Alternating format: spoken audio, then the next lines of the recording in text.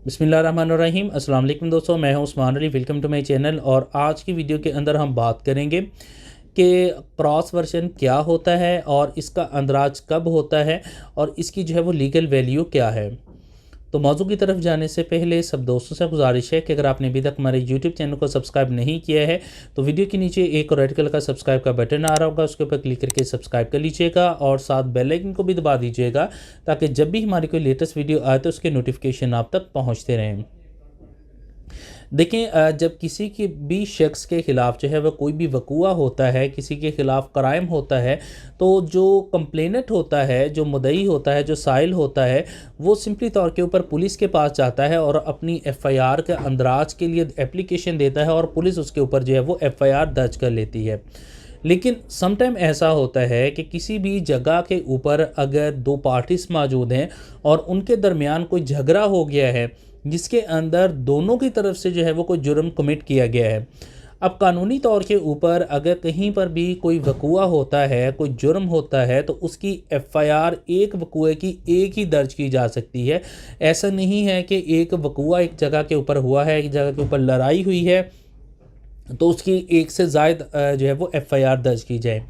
ऐसा नहीं है। अगर किसी भी जगह के ऊपर कोई शख्स है, वहाँ पर दो ग्रुप्स मौजूद हैं, उनके दरमियान झगड़ा हुआ है और जैसे झगड़ा हुआ है उसमें अगर किसी भी शख्स के कोई इंजर्ड हुआ है व्हाट्सएवर, कोई भी उसमें जो है वो ऑफेंस कमिट हुआ है, तो उसमें एक पार्टी जो है वो जो भी फौरी तौर के ऊपर थाने में चली जाती है और जाने के बाद वहाँ पर अपना वर्शन जो है वो अपनी एप्लीकेशन जो है वो एफ़आईआर के अंदराज के लिए जो है वो दे देती है। देने के बाद जो है वो उनकी एफ़आईआर दर्ज हो जाती है। लेकिन जो दूसरी फ़रीक मुकदमा होता है, फ़रीक पार्टी होती है, फ़रीक ग्रुप होता है, वो कहता है कि हमारे साथ भी इन्होंने जो है वो जुर्म कमिट किया है, हमारे भी जो लोग हैं वो इंजर्ड हुए हैं। फॉर एग्ज़ाम्पल एक पार्टी है, दूसरी पार्टी ने उनके ऊपर जो है वो फायरिंग की, जिसके नतीजे के अंदर अगर कोई शख्स जो है वो इंजर्ड हो गया है, कोई शख्स जो है वो ज़ख्मी हुआ है या किसी भी किस्म की कोई डेथ हो गई है व्हाट्सएवर, और वो पार्टी जाती है और जाने के बाद थाने के अंदर अपनी एफ़आईआर दर्ज करवा देती है। जब वो दर्ज करवा देती है तो दूसरी पार्टी जो है वो भी अदालत वहाँ पर थाने चली जाती है कि इन्होंने भी जो है वो हमारे जितने भी लोग हैं उनके ऊपर इन्होंने तशद्दुद किया है, किसी की टांग टूट गई है, किसी का सर फट गया है, तो इन्होंने हमें धमकियां दी हैं, हमारी चारदीवारी में दाखिल हुए थे। वहाँ पर जो है वो इस चीज़ को देखा जाएगा कि एक ही वक़ूआ है, इनके साथ भी जो है वो जुर्म अब कमिट हुआ है, तो उसके ऊपर बजाय इस चीज़ के तो एक अलग से जो है वो एफ़आईआर दर्ज की जाए, ऐसा नहीं होता, बल्कि उसी के अंदर जो है वो क्रॉस वर्जन जो है वो दर्ज कर लिया जाता है। और उसके अंदर भी बिल्कुल उसी तरह से जो दूसरी फरीक पार्टी है वो एप्लीकेशन मूव करती है, और जैसे ही वो एप्लीकेशन जो है वो आईओ के साथ मूव होती है तो उसकी एफ़आईआर के अंदर जो उसी एफ़आईआर के अंदर क्रॉस वर्जन को जो है वो दर्ज कर लिया जाता है कि इनकी बिहाफ के ऊपर भी जो है वो इनकी तरफ से लोगों ने जो है वो दूसरी फरीक़े पार्टी के ऊपर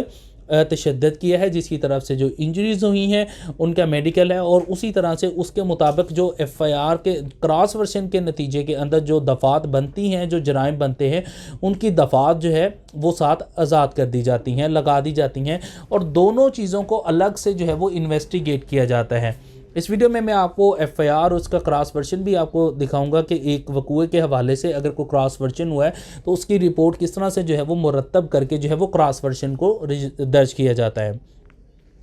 अब अमूमी तौर के ऊपर होता क्या है, जब किसी भी वक़ूए की क्रॉस वर्जन जो है वो रजिस्टर कर लिया जाता है, दर्ज हो जाती है, तो इसके अंदर अब दोनों पार्टीज़ की बिहाफ के ऊपर जो है वो जुर्म कमिट हुआ है। एक पार्टी जो है वो उसके अंदर अगर एफ़आईआर के अंदर कंप्लेनेंट है और दूसरी पार्टी जो है वो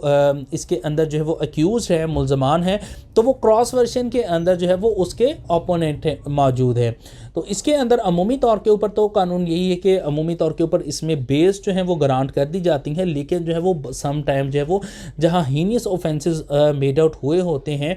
तो वहाँ पर जो है वो बेल जो है वो रिजेक्ट भी कर दी जाती है। जिस तरह से जो है वो अगर एक शख्स है और दो पार्टीज़ हैं, उनके दरमियान लड़ाई और झगड़ा हुआ है वहाँ पे, तो एक पार्टी है उसने फायरिंग कर दी, जिसके नतीजे के अंदर दूसरी पार्टी जो है उसके किसी बंदा जो है वो इंजर्ड हो गया है, जबकि दूसरी पार्टी की तरफ से भी जो रेजिस्टेंस हो रही थी उसके नतीजे के अंदर उन्होंने भी कोई तशद्दुद किया, जिसके नतीजे के अंदर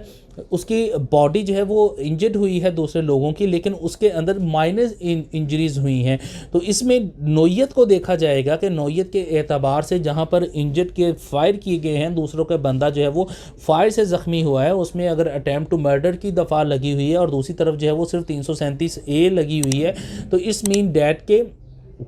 337F1 लगी हुई है, इट्स मीन डैट के उनकी तरफ जो है वो माइनर इंजरीज हैं। तो यहाँ पर जो ऑफेंस है उसकी हीनियस को भी देखते हुए जो है वो अदालत जो है वो बेल किसी की जो है वो रिजेक्ट भी कर सकती है। तो इसमें बाउंड नहीं है कि अगर क्रॉस वर्जन हो गया तो इसमें बेल जो है वो लाजमी ग्रांट होगी। तो जब ट्रायल चलेगा तो ट्रायल जो है वो दोनों का जो है वो अलग नौयत के हिसाब से दोनों को अलग से जो है वो ट्रीट किया जाएगा, देखा जाएगा, उसकी लेग्स एविडेंस होगी और उसके बाद जो है वो अदालत डिटर्मिन करेगी कि इस बंदे ने जो है वो कौन सा ऑफेंस जो है वो कमिट किया है और उसके मुताबिक जो है वो सज़ा जो है वो अदालत सुना सकती है। इस मौजू से मुतल्लिक़ अगर आपका सवाल कोई है तो आप वीडियो के नीचे कमेंट करके भी पूछ सकते हैं, व्हाट्सएप नंबर के ऊपर वॉइस मैसेज भी कर सकते हैं। थैंक फॉर वॉचिंग एंड अल्लाह हाफ़िज़।